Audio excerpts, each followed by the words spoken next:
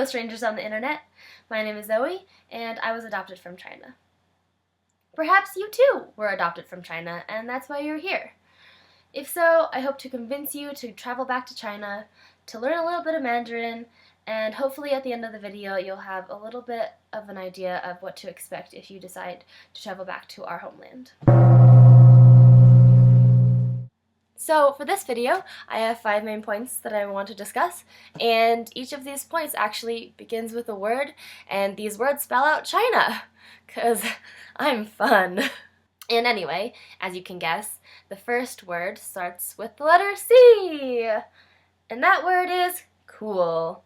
It is cool to go to China. They have the Great Wall, they have giant pandas, they have red pandas, which are also super cute. They have delicious street food. And I know you might be saying to yourself, Zoe, in America we have hot dogs.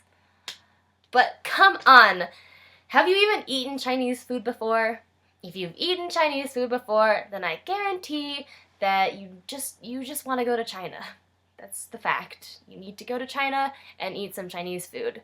I can't really imagine why you wouldn't want to go to China, because they have so many cool things there. So, now that we've talked about the first point, the second point starts with the letter A. H. It's hard to make an H with your body. So, I'm gonna let Outside Zoe do it! Yay!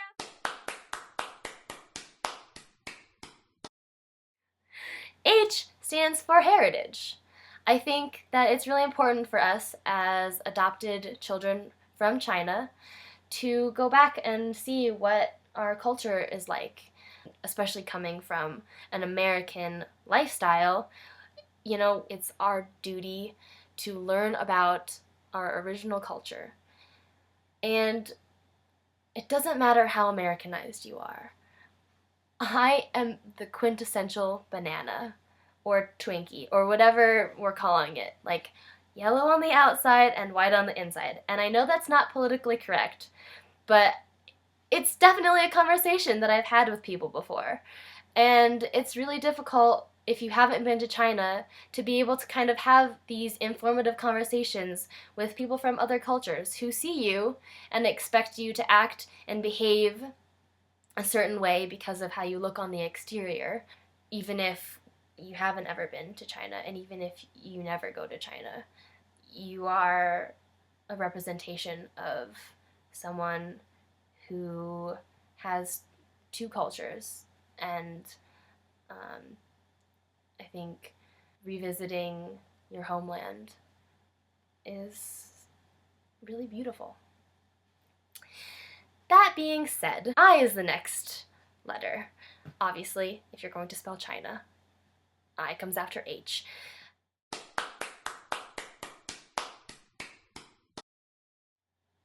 For I want to discuss identity.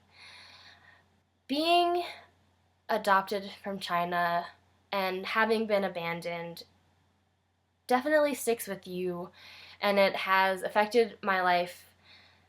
And I'm 22 now, so I'm an adult.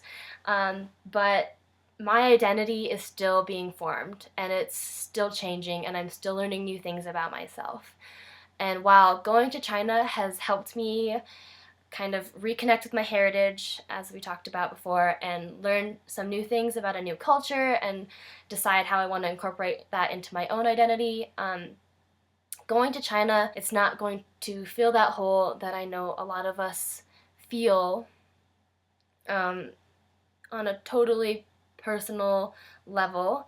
I have suffered a lot with my identity over the years. I had a really hard time in high school. I know that everyone has a hard time in high school. It is not a fun time, but I think that it's important to know that when you go to China, it's not a fix-all. It's not going to make you feel less estranged, you know, being the only one who's Asian in your family. In fact, when I went to China, I felt even more estranged because I didn't speak the language fluently, and I felt like I didn't belong in China and I didn't belong in America. So please keep that in mind, uh, even if um, going to China doesn't change your life. Like, don't worry about that. You get to decide how much you want to incorporate any Chinese culture or American culture into your life, and you get to decide how that affects you. You are amazing, and that's all I have to say. So N obviously comes after I. That was serious talk, but we can get back to business. And N, I forget what N stands for, but look at this cool video of me making an N while I really quickly remember what.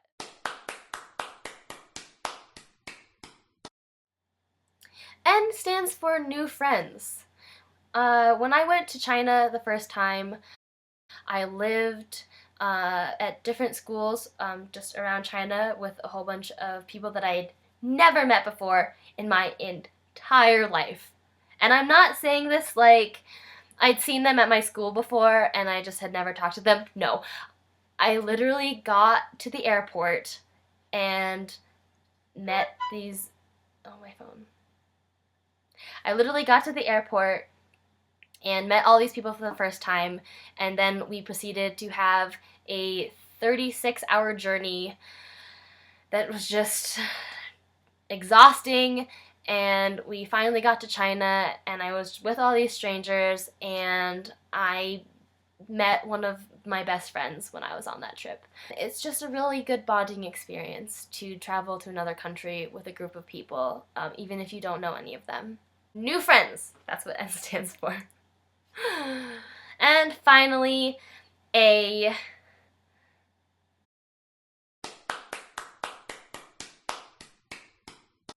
Clearly, A has to stand for access.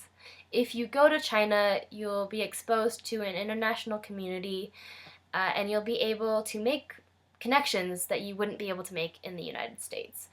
And I just want to share with you quickly a personal story. The last time that I went to China, I went there because I got a job for the summer. It was the summer in between my junior year and my senior year of university, and I got really lucky because when I was studying abroad in China, I networked with some Chinese locals and some American expats, and I was able to apply for a job in China because one of my friends that I had made told me that there was an opening at this company, and so because of that I had access to this whole network of internationals who wanted people like me to come work for them.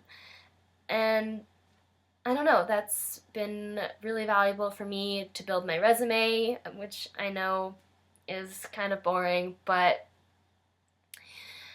if you are able to make those kinds of connections, then you are able to go pretty far in life. And so ultimately, access is important, even though it might be the most boring of all these reasons.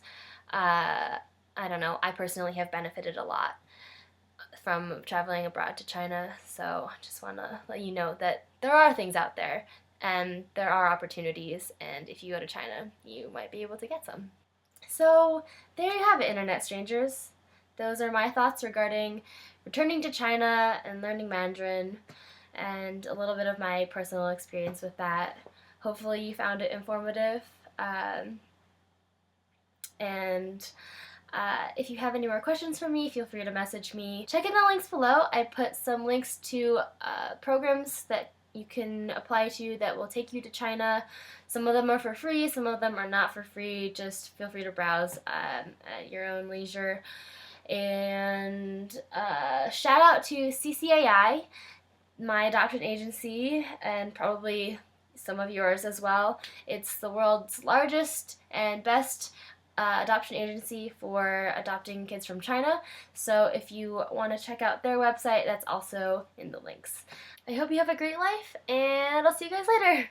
Bye.